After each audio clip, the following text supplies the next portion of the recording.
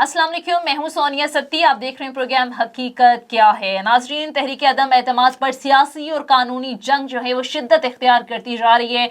हुकूमत ये मामला लेकर चली गई है अदालत, और आज हमने देखा कि लार्जर बेंच 5 रुकनी जो लार्जर बेंच इस मामले पर तश्कील दे दिया गया था, उसकी जानिब से इंतहाई अहम समाअत हुई और इंतहाई अहम रिमार्क सामने आए हैं। अदालत की जानिब से चीफ जस्टिस ने इस हवाले से रिमार्क्स दिए कि आर्टिकल 63 की रूह को, आर्टिकल 63A की रूह को नजरअंदाज नहीं कर सकते। ऐसे मामलात रेफरेंस के बजाय पार्लियामेंट में हल होने चाहिए। फिर साथ में ये कहा कि जितना मर्जी गुस्सा हूं, पार्टी के साथ खड़े रहना चाहिए। दूसरी कश्ती में छलांग लगाने वाले को सीट से हाथ धोना पड़ते हैं। चीफ जस्टिस उमर अता बंदियाल की जानिब से भी इस सारे सिनारियो के अंदर ये रिमार्क्स दिए गए कि वोट डालकर शुमार ना करना तौहीन आमेज है। खैर, 5 रुकनी बेंच ने आज समाअत की, लेकिन जाहिर है अब देखना यह है कि इस पर अदालत क्या फैसला देगी। कल तक ये समाअत मुलतवी कर दी गई है, लेकिन जाहिर है उम्मीद है कि वोटिंग से पहले अदालत जो है वो इस हवाले से कोई बड़ा फैसला दे सकती है। अब हुकूमत की जो तमाम तर उम्मीदें हैं वो इस फैसले से मुंसलिक हैं, फैसले से वाबस्ता हैं। देखना यह है कि 63A के हवाले से अदालत क्या फैसला देती है। अभी तक जितने भी कानूनी जो माहिरीन हैं, लीगल एक्सपर्ट्स हैं, उनसे जब बात होती है तो ज़ाहिर है उनकी जानिब से ये कहा जाता है कि आर्टिकल 63A को अगर देखा जाए तो जो भी कार्रवाई होती है उस रुकन के खिलाफ जो कि वोट डालते हैं वो वोट कास्ट करने के बाद होती है। लेकिन जो भी ज़ाहिर अदालत फैसला करती है उसका सारा जो दारो मदार है वो, क्योंकि गवर्नमेंट की जिस तरह से मैंने कहा कि उम्मीदें जो इस फैसले से वाबस्ता हैं, तो वहीं इत्तेहादी भी अहमियत के हामिल हैं। जो अपोजिशन है वो इत्तेहादियों से मिल मुलाकातें बढ़ा रही है। आज जरदारी साहब की MQM रहनुमाओं से मुलाकात हुई और खबरें ये आई कि शायद मामलात इत्तेहादियों के साथ सेटल हो गए हैं। कल हमने देखा पीपल्स पार्टी कुछ रहनुमाओं की जानिब से ये भी कहा गया कि काफ लीग के साथ हमारे मामलात तय हो गए हैं, और चूंकि काफ लीग की जानिब से एक डिमांड भी की गई थी कि चीफ मिनिस्टरशिप हमें दी जाए, तो इत्तलात ये हैं कि अपोजिशन मान गई है काफ लीग को, चौधरी परवेज इलाही को वज़ीर आला पंजाब बनाने के लिए भी। तो ऐसा लग रहा है कि गवर्नमेंट के हाथ से शायद ये गेम निकलती जा रही है, लेकिन अभी कुछ भी कहना कबल अज़ वक्त है, क्योंकि प्राइम मिनिस्टर बड़े कॉन्फिडेंट हैं, हुकूमत बड़ी कॉन्फिडेंट है इस तमाम तर मामले के अंदर। और आज मैंने देखा कि फवाद चौधरी साहब ने कहा कि इत्तेहादियों की हिमायत इसी सरप्राइज का हिस्सा है जिसका जिक्र कल वजीर आज़म ने किया था। तो मामलात इस वक्त क्या है और क्या होने जा रहा है, तमाम तर सूरत हाल प्रोग्राम में आज आपके सामने रखेंगे। इसी सारे मामले पर बात करने के लिए हमें प्रोग्राम में ज्वाइन कर चुके हैं पीपल्स पार्टी के सीनियर रहनुमा Karim Khwaja Sahab. Thank you so much Khwaja Sahab आपके वक्त का। ख्वाजा साहब, बड़ी हम देख रहे हैं कि सूरत हाल तेजी के साथ तब्दील हो रही है, लेकिन अभी तक कुछ कहना कबल अज़ वक्त है कि किसका पलड़ा भारी है किसका नहीं है। आज आपकी भी मुलाकात हुई है MQM से, कुछ खबरें इस तरह की आ रही थी कि मामलात सेटल हो गए हैं, तो कहाँ तक पहुंचा मामला इत्तेहादियों का? कितने कॉन्फिडेंट हैं आप इस सारे मामले को लेके? पहली बात तो मेरी लीडरशिप की मुलाकात MQM से हुई है, मेरी तो नहीं हुई है। जी, लीडरशिप की बात कर रही हूँ सर।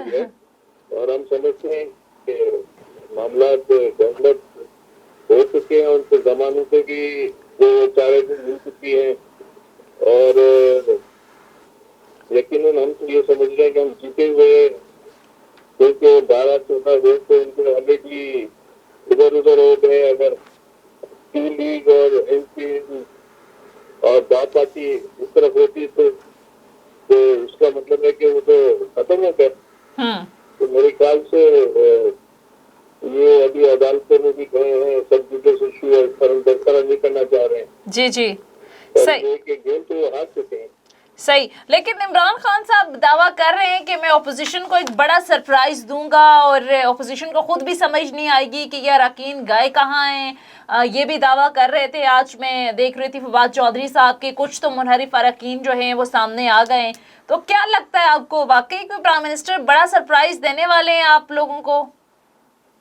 देखिए, ये फाशिस्ट पार्टी है, उनकी मेंटेलिटी फाशिज्म और नाजीज्म पर है। हिटलर जो है 1932 में इलेक्शंस में जीत कर आया कुछ सीटों के बराबरी पर, उसने सारी जिंदगी सेशन नहीं होने दिया असेंबली का। 1,70,00,000 वोट लेकर आए, मुंतखब किए इनको अवाम ने, तो आप कैसे कह सकते हैं? यार मेरी बात तो सुनो ना सारी, मैं तारीख बात कर रहा हूँ, आप पता नहीं क्या कह रही हैं। नहीं, आप हिटलर और फाशिस्ट और इस तरह की कंपेयर कर रहे हैं ना। हम तो उसको फासिस्ट पार्टी समझते हैं। रातों रात की एक पार्टी बनी है, रातों रात उसको रातों रात बनी है सर, 22 साल की पूरी एक स्ट्रगल थी और रातों रात बन के आ गई है पार्टी। वो कह रहे हैं कि हमारी रातों रात बनाई गई है, 23-24 साल की स्ट्रगल है पूरी, शामिल किया गया है और रातों रात ये खत्म हो जाएगी पार्टी। रातों रात बनी और रातों रात खत्म हो जाएगी। कैसे हो जाएगी? उनके जलसे तो देखें, पीडीएम की 11 जमातें मिलकर इतने बड़े जलसे नहीं कर सकी जितने वो अकेले कर रहे हैं। वो अभी दावा कर रहे हैं सर के 10 लाख लोग लेकर आएंगे।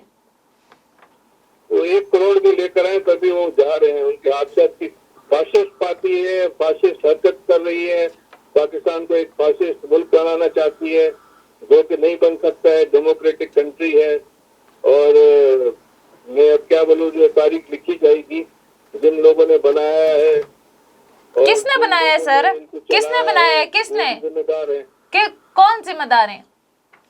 ये आपको पता है, हर चीज आपको पता है। तो मैं कह रहा हूँ ठीक, तो सर खोल के बात करें ना। अभी तो क्या मैंने बता दिया ना, जिन लोगों ने बनाई है पार्टी वही लेके जा रहे हैं इनको, जिनने बनाई है वही लेके जा रहे हैं। इन्होंने जो तबाही की है पाकिस्तान की वो भी सबको पता है। अच्छा, तो सर ये जो आर्टिकल 63A का मामला है, जाहिर है हॉर्स ट्रेडिंग, जमीर फरोशी, ये किसी से ढका छुपा नहीं है पाकिस्तानी सियासत के अंदर। और आपको याद होगा सेनेट इलेक्शन के अंदर एक दिन पहले बल्कि यूसुफ रजा गिलानी के बेटे मूसा गिलानी की वीडियोस भी मंजर आम पर आई थी, जिसमें बड़े वाजे तौर पर ये देखा जा सकता है कि किस तरह से पैसों का लेन देन चल रहा है, किस तरीके से हॉर्स ट्रेडिंग हो रही है, खरीदो फरोख्त हो रही है। आपकी पार्टी ने भी ये सारी चीजें भुगती हैं। फिर ये जो मामला है 63A का, 1997 में उस वक्त आइन का हिस्सा नून लीग नहीं बनाया था और आपको याद होगा ऐवान में ये पेश करने से पहले, इस पर बात करने से पहले प्रेस कॉन्फ्रेंस की थी नवाज शरीफ साहब ने और ये कहा था कि हम वफादारियां खरीदने या बेचने का मुकम्मल खात्मा चाहते हैं। तो आपको नहीं लगता कि सर कोई इस तरह का डिसीजन आना चाहिए कि ये सिलसिला मुस्तकिल तौर पर बंद हो? क्योंकि आज अगर उनकी मुनहरिफ अरकान आपकी तरफ आते हैं या जिस तरह से गवर्नमेंट इल्ज़ाम लगाती है कि आप खरीदते हैं, तो कल कल आपकी गवर्नमेंट होगी तो ये लोग फिर दूसरे लोग इनको खरीद लेंगे, तो ये सिलसिला तो फिर बंद होना चाहिए ना। पाकिस्तान जब बना था तो पंजाब में एक यूनियनिस्ट पार्टी थी, रातों रात वो मुस्लिम लीग में आ गई। तो पाकिस्तान की तारीख को शुरू से लेकर इस वक्त तक उसी तरह सिस्टम चलता रहा है हॉर्स ट्रेडिंग का। हाँ, और मैं क्या कहूँ, तारीख की बात करता हूँ तो आप मुझे बात करने नहीं। आप प्लीज बात करें सर, बात करें आप। मैंने कब रोका है आपको? आप बात करें तारीख पे। हिटलर की बात कर रहा था तो आप कह रहे हैं कि हिटलर की आप बात नहीं करें। नहीं, मैंने कहा तशबीह तो ना देना। हॉर्स ट्रेडिंग से भरी पड़ी है। हाँ। और 47 से लेकर अब तक बड़ी पड़ी है। अच्छा, तो आप क्या फिर यही सिलसिला इसी तरह चलना चाहिए या इसको रुकना चाहिए कहीं आके? तो चलना चाहिए, जिस तरह सारी दुनिया में डेमोक्रेसी चल रही है उसको चलना चाहिए। डेमोक्रेसी में ये इजाजत होनी चाहिए जमीर फरोशी की। बीच में बोल रही है, मुझे बात करने नहीं दे रही है। या आप बताएं सर। आप सर बात करें ना, आप बात करें। फिर आप सर जो बात कर रहे हैं, मुझे अब काउंटर तो बात करनी है ना। नहीं दे रही है ना, बात करें आप सर। आप बात करनी नहीं, आप बता रही है पॉइंट ऑफ व्यू। चलें आप बात कर लें। लेकिन ये सिस्टम जो है, जो कॉन्स्टिट्यूशन में उस पर अमल दरामद होना चाहिए। और इसको जो है इन्होंने अदालत को लेकर के डिले तक कर रहे हैं। जो वोट डालेगा उसके बाद जो है अगर वो गलत काम करेगा, तो स्पीकर का काम है कि वो इलेक्शन कमीशन को भेजिए, इलेक्शन कमीशन कोर्ट में फैसला करेगा, सुप्रीम कोर्ट में चला जाएगा। लॉ ऑलरेडी है, उसमें ये चेंज तो सुप्रीम कोर्ट नहीं कर सकती है, ये तो पार्लियामेंट ही कर सकती है जो भी वो चाहते हैं। ये तो टाइम फिल कर रहे हैं। ठीक है सर, अब मैं सवाल कर सकती हूँ? आप करें, पूछें। ठीक है। अब सर मेरा क्वेश्चन आपसे ये था कि आपने जिस तरह से बात की कि ये हॉर्स ट्रेडिंग, ये ज़मीर फरोशी, ये पूरी एक तारीख है पाकिस्तान की और ये तारीख भरी पड़ी है। तो मेरा सवाल सर आपसे ये था कि आपको नहीं लगता कि कहीं तो ये सिलसिला बंद होना चाहिए ना? क्योंकि देखिए, कल अगर बिलफर्ज पीपल्स पार्टी की गवर्नमेंट आ जाती है, 3 साल बाद यही लोग आपके खिलाफ उठकर खड़े हो जाते हैं, आपकी गवर्नमेंट चली जाती है, फिर तो ये सिलसिला इसी तरीके से चलता रहेगा। कुछ पैसों के इवज या अरबों रुपए के इवज जो है वो बोलियां लगेंगी, लोगों के जमीर खरीदे जाएंगे और कोई भी जमहूरी हुकूमत मुद्दत पूरी नहीं कर पाएगी। तो आप एग्री करते हैं ना कि ये सिलसिला रुकना चाहिए कहीं जाके? नहीं, हमारी पार्टी से पेट्रियट बन जाती है, मुस्लिम लीग नून से मुस्लिम लीग क्यों बन जाती है, ये कौन बनाता है? ये फरिश्ते बनाते हैं? कौन बनाता है? यही तो मैं बात कर रही हूँ ना सर, यही तो मैं भी यही बात कर रही हूँ ना, जो जो करवा रहे हैं, जो करते हैं ना, तो ये सारी पार्टियां अगर इकट्ठी हो जाएं। आपको याद होगा आपने भी एक मिसाक जमहूरियत साइन किया था, जिसमें जाहिर है आप हमेशा बात करते रहे हैं कि जो जमहूरी हुकूमतें होती हैं उनको मुद्दत पूरी नहीं करने दी जाती। तो ये जो अब एक हो रहा है, ये तो फिर मिसाक जमहूरियत की नफी है ना। ये भी एक मुंतखब हुकूमत है, चाहे आपके सिलेक्टेड है, जो भी है, लेकिन आपको नहीं लगता कि फेयर चांस मिलना चाहिए इस गवर्नमेंट को भी ये साबित करने के लिए कि ये कितने नाकाम हुए, कितने कामयाब हुए? क्योंकि इस टाइम अगर आप गवर्नमेंट को निकाल देंगे तो कल वो कहेंगे कि हमने तो ये करना था, वो करना था, इन्होंने मुद्दत पूरी नहीं करने दी, पूरा एक जरा नैरेटिव बनाएंगे। तो फेयर चांस मिलना नहीं चाहिए इनको। अगर वो इतने सियाने होते तो ये दिन आता। मतलब ये है कि अगर आप अपने घर में अपने वालिद वालदा बहन भाइयों को कंट्रोल नहीं कर सकती हैं तो उसमें जिम्मेदार कोई सारी दुनिया तो नहीं है। इसने खुद अपने हाथ से चीजें खराब की है, हमने तो नहीं की है। सर, जब नोटों की बोलियां लगेंगी, जमीर बिकेंगे, पैसे चलेंगे, तो फिर उसमें कसूर किन का? ये तो वही लोग हैं ना जो बिक रहे हैं आज, जिनके बारे में आज जो पीटीआई के मुनहरिफ अरकान है, मोस्टली आप देखें उनमें वही लोग हैं जो पहले कभी पीपल्स पार्टी में हुआ करते थे, कोई काफ लीग से, कोई नून लीग से, आज पीटीआई में, कल फिर आपके साथ चले जाएंगे। तो ये तो फिर जमीर जाग गए ना अचानक 3.5 सालों के बाद पैसा देख के।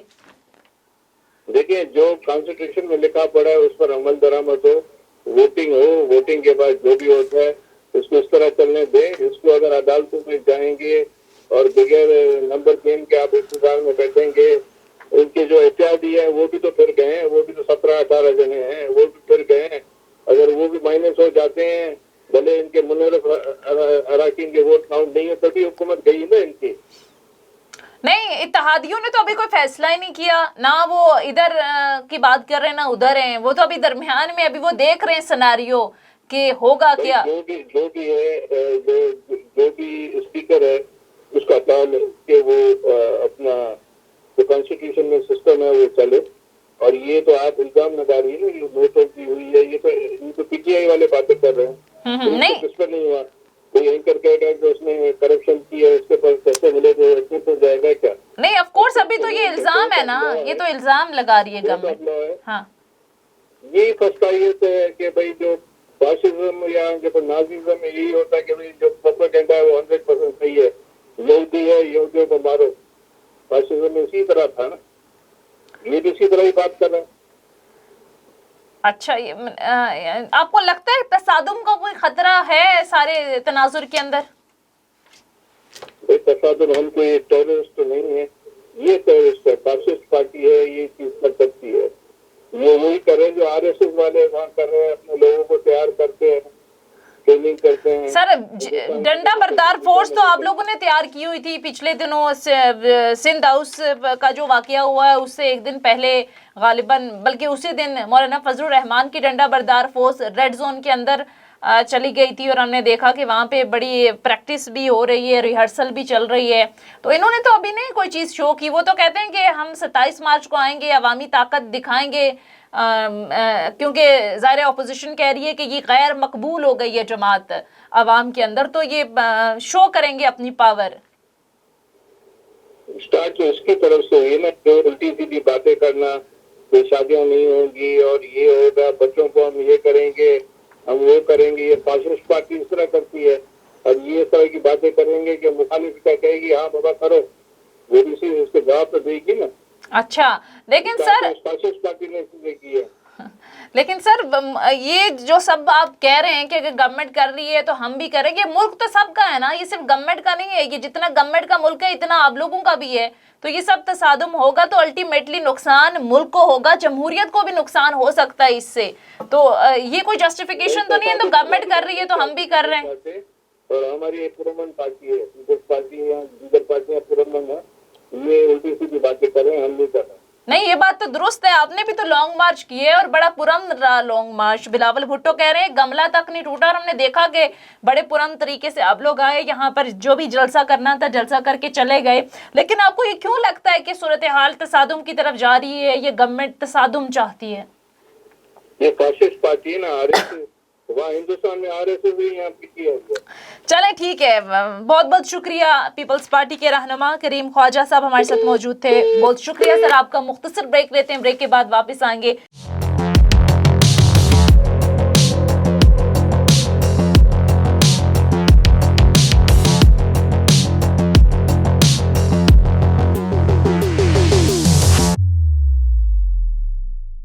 ब्रेक के बाद खुशामदीद। पीटीआई रहनुमा सैफुल्लाह अबरोज साहब हमें ज्वाइन कर चुके हैं। Thank you so much senator साहब आपके वक्त का। सर सबसे पहले तो ये बताएं कि प्राइम मिनिस्टर सारी सूरत हाल को लेकर या जो गवर्नमेंट के वुज़रा हैं जब वो बात करते हैं तो अभी तक बड़े पुरएतमाद नजर आ रहे होते हैं। कल प्राइम मिनिस्टर ने बात की कि मेरे पास एक तुरब का पत्ता है जो कि मैं आखिरी लम्हात में शो करूंगा। अभी तक ओवरऑल अगर सिनेरियो देखें तो कोई ऐसी सूरत हाल हमें बनती नजर नहीं आ रही कि मुनहरिफ अरकान वापस आ जाएं। इत्तेहादी भी अभी ज़ाहिर है ऐसा लग रहा है कि झुकाव उनका अपोजिशन की तरफ है, लेकिन ज़ाहिर है कुछ कहना इस हवाले से कबल अज़ वक्त होगा। तो क्या ऐसा पत्ता है जो प्राइम मिनिस्टर शो करने जा रहे हैं अपने जलसे में, जिसके बाद बाजी पलट जाएगी, या फिर ये अपोजिशन जो है वो वोट ऑफ नो कॉन्फिडेंस में नाकाम हो जाएगी? क्या करने जा रहे हैं, क्या सरप्राइज देने जा रहे हैं?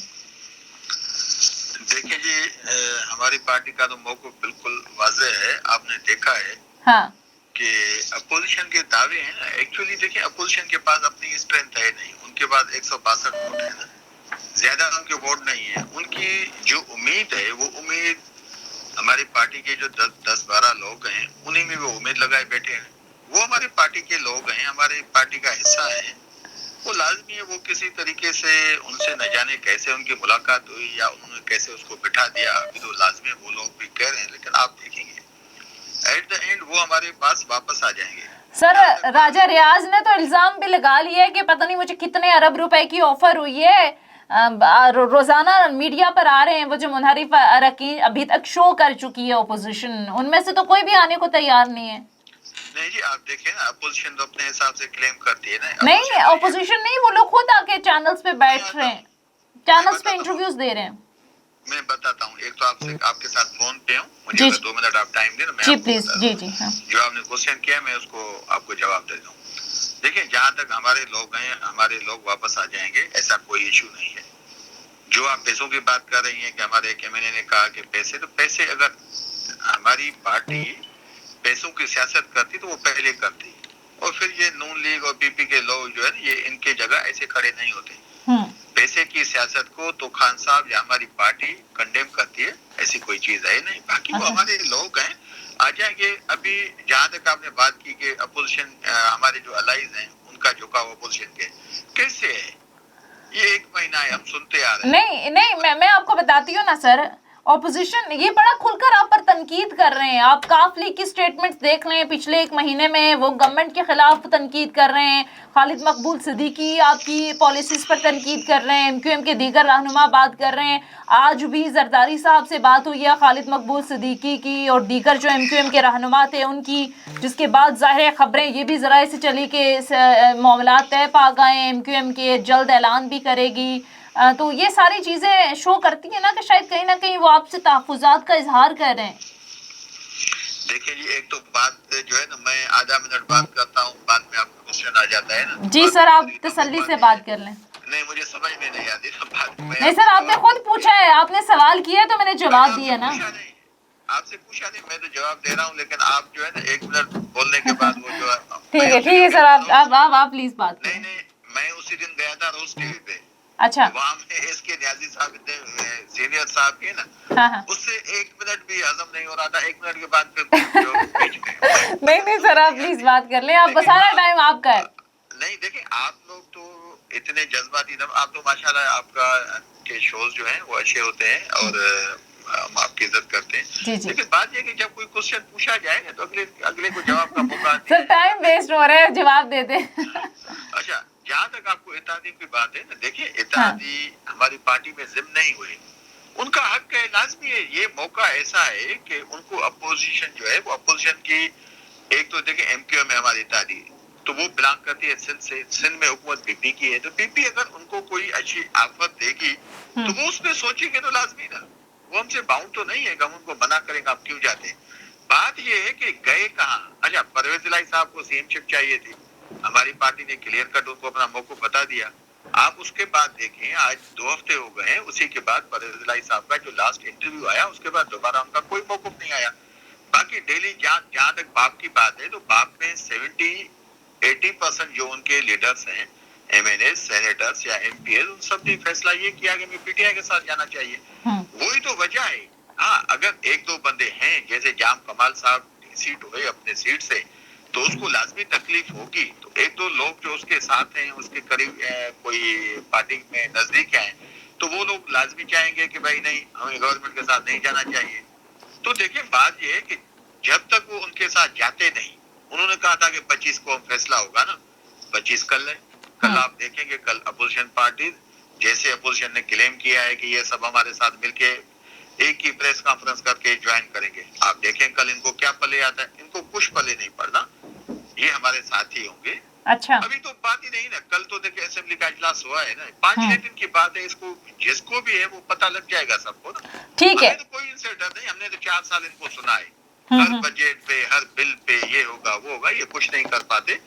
बेचारों की लास्ट एक एफर्ट्स हैं, वो लगा ठीक है। अच्छा, ठीक है, ठीक है। अच्छा सर, कुछ भी नहीं आना। हाँ, ठीक है। अच्छा, प्राइम मिनिस्टर ने कल जब बात की, हमने देखा सहाफियों से बात की उन्होंने गैर रस्मी, तो उसमें उन्होंने कहा कि भूल जाएं कि मैं इस्तीफा दूंगा।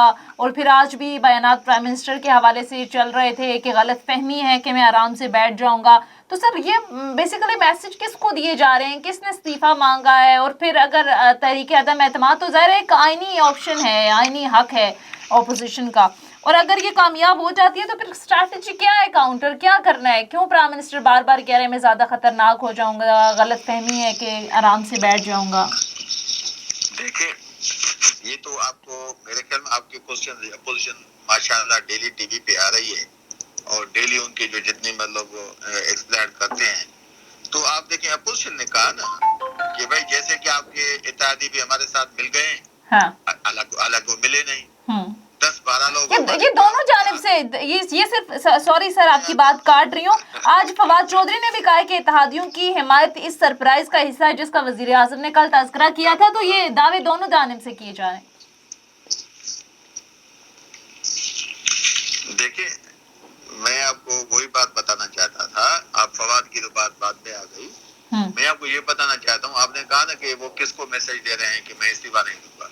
हाँ। भाई वो अपोजिशन है ना, जिन्होंने वोट ऑफ नो कॉन्फिडेंस वहाँ फाइल भी किया है, अभी उस पे सेशन भी कॉल हो गया 25 का, फिर भी वो डेली कहते हैं आगे फोन पे बस आप जी इस्तीफा दे दें, अभी आपके साथ कोई नहीं है। अच्छा। कोई नहीं तो वाजे होगा असेंबली में ना, तो खान साहब उनको बता रहा है कि मैं इस्तीफा क्यों दूंगा। इस्तीफा तो इन्हीं लोगों के आएंगे ना जो लोग, अच्छा इस्तीफा तो इनको असेंबली से देना पड़ेंगे।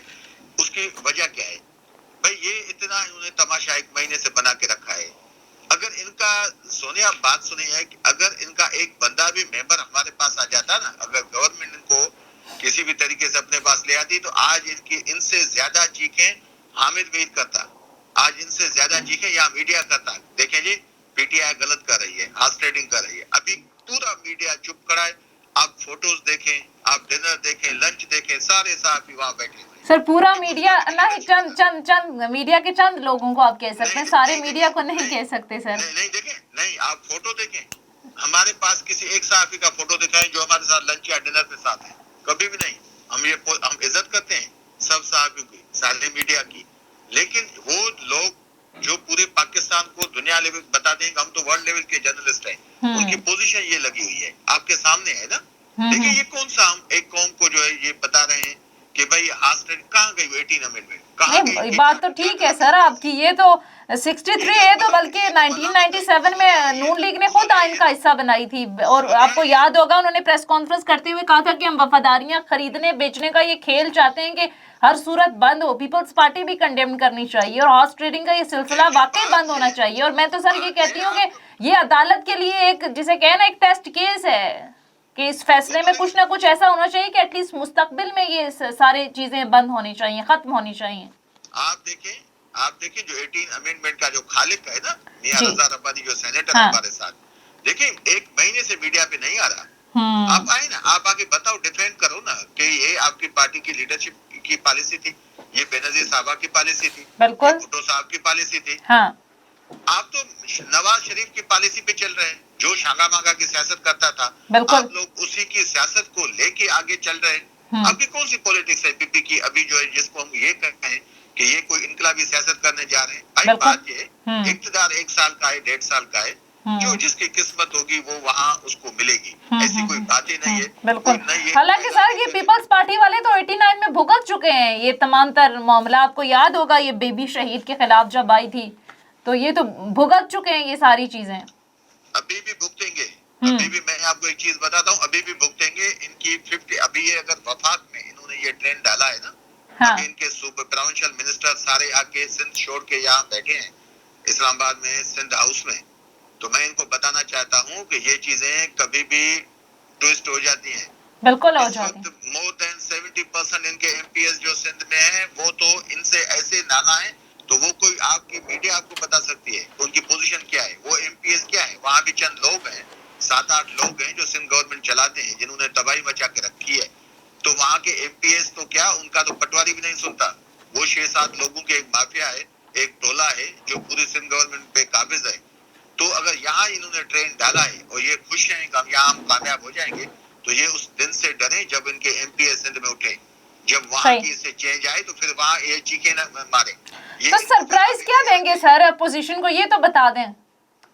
देखिए वो तो हमारा कायद है, पीएम साहब है, पीएम साहब ने अनाउंस करना है। मैं तो एक ही छोटा सा वर्कर हूँ उनका, मैं कैसे बता सकता हूँ कि अच्छा तैयारी सर पूरी है फिर आ रहे हैं 27 मार्च को, कितने सारे लोग 10 लाख लोग ले आएंगे? देखिए बात ये है ना, 10 लाख तो एक फिगर है ना, कम हो या ज्यादा हो, लेकिन मैं आपको इतनी चीज बताऊं कि खान साहब के जलसों में पब्लिक अपने शौक से आती है, मोहब्बत से आती है। ऐसे नहीं होता कि मतलब जैसे नून लीग का कोई शो हो या पीपी का शो हो, तो वहाँ तो लोग पैसों पे आते हैं। आपने वीडियोस देखी है ना कि लोगों को कहते हैं कि 2000 देंगे, 3000 देंगे, 5000 देंगे, फिर लोग आप पे भी इल्जाम लगा रहे हैं आज नून लीग वाले के 6-6 हजार बांट रहे हैं। नहीं ये कौन है, इनको बुलाए ना, ये हम ये तो 6000 कह रहे हैं, इल्जाम ही है, इल्जाम लगा रहे हैं। वो हमारे लोगों को आप देखें, हमारे लोग मोहब्बत से आते हैं। नहीं बात सही है। हाँ ऐसी कोई बात नहीं है। आप मीडिया बिल्कुल बड़ा चार्ज क्राउड होता है। मुझे भी 1-2 बार बल्कि काफी बार मौका मिला है पीटीआई के जलसों में। कल पीपल्स पार्टी की लीडरशिप गई है ना मालाकंड में, आपने जलसा देखा? हाँ बिल्कुल, हाँ यस। तो खान साहब के भी जलसे देखे हैं आपने, बिलावल साहब का भी जलसा देखा है, तो इनको खुद सोचना चाहिए कि खान साहब से पब्लिक मोहब्बत करती है। बाकी ये चीजें आनी जानी है, 5-6 दिन में पता लग जाएगा सब। हाँ तो सर वैसे तैयार हैं दोनों सूरतों में, कामयाब होती है तहरीक अदम एतमाद या नाकाम भी होती है, तो दोनों सूरतों में तैयार हैं आप? इंशाल्लाह खुदा ताला हमें कामयाबी देगा। 4 साल से हमने उस अपोजिशन को लताड़ा है, पिछले जो 50 साल से यहाँ काबिज थी पाकिस्तान की सियासत पे, जिसने गरीब आवाम के साथ ज्यादतियां की है। हाँ। तो अभी वो क्या करेंगे? 4 साल से तो आपने देखा है कि वो कुछ नहीं कर पाए। इंशाल्लाह इसमें भी वो फेल हो जाएंगे। खुदा ताला हमें इज्जत बख्शेगा। हमें उस खुदा ताला की जात पे यकीन है, अपने दोस्तों में यकीन है। चलें हमारी इज्जत मिलेगी हमें। ठीक है, बहुत बहुत शुक्रिया सैफुल्लाह अब्रो, रहनुमा पीटीआई हमारे साथ प्रोग्राम में मौजूद है। Thank you so much for joining us senator साहब। नाज़रीन ये था हमारा आज का प्रोग्राम। उम्मीद करते हैं कि प्रोग्राम आपको पसंद आया होगा। और इस वक्त सूरत हाल नाज़रीन ये है, ज़ाहिर है अभी हमने बात भी की डिफरेंट सिनारियोज को लेकर। एक तरफ अपोजिशन दावा करी, एक तरफ गवर्नमेंट का दावा है। प्राइम मिनिस्टर ने भी कल बात की और उनकी जानिब से भी बड़े वाज़ेह अंदाज में ये कहा गया कि मेरे पास एक पत्ता है जो कि मैं शो करूँगा, अपोजिशन को एक बड़ा सरप्राइज दूंगा। और ज़ाहिर है सबकी नजरें उस सरप्राइज पर हैं कि आखिर कौन सा ऐसा तुरब का पत्ता है जो प्राइम मिनिस्टर शो करेंगे तो ऑल ऑफ अ सडन जो सिचुएशन है वो हुकूमत के हक में आ जाएगी, बाजी पलट जाएगी, गेम पलट जाएगी। अब देखना यह है कि प्राइम मिनिस्टर क्या ऐलान करते हैं। लेकिन अपोजिशन की जानिब से ये कहा जा रहा है कि प्राइम मिनिस्टर का जो 126 दिन का धरना था, तब भी हम देख रहे थे कि हर रोज ऐलान किए जाते थे कि कल सरप्राइज दूंगा, कल दूंगा, परसों दूंगा, लेकिन कोई सरप्राइज नहीं दिया। और उनकी जानिब से कहा जा रहा है कि महज कुछ बयानात हैं और दावे हैं। ओवरऑल अगर सिनारियो देखें तो इस वक्त अभी एज वी स्पीक नाउ इस वक्त सूरत हाल ये है कि मुनहरिफ जो अरकान हैं उनकी जानिब से भी स्ट्रैटेजी वही है जो गवर्नमेंट दावा कर रही है कि शायद हमारे पास वापस आ जाए। अभी तक इस तरह की कोई सूरत हाल नज़र नहीं आ रही कि जो मुनहरिफ अरकान हैं वो दोबारा हुकूमत की साइड पर जाएँ। जहाँ तक इत्तेहादियों का मामला है, ज़ाहिर है अभी सेनेटर साहब से भी बात हो रही थी, बड़ी डिटेल उनसे गुफ्तगू हुई और उनकी जानिब से भी ज़ाहिर एक आ गया कि इत्तेहादियों ने अभी तक खुलकर ना हुकूमत का साथ दिया है ना ही ओपोजिशन का साथ दिया है। लेकिन आज जरदारी साहब की एमक्यूएम के साथ मुलाकात हुई है, जिसके बाद जराए से ये खबरें ज़रूर चली हैं कि जो सेटलमेंट हो गई है एमक्यूएम और पीपल्स पार्टी के दरमियान। लेकिन इत्तेहादियों का रोल ज़ाहिर है सारे मामले के अंदर बहुत ज़्यादा इंपॉर्टेंट है, खासकर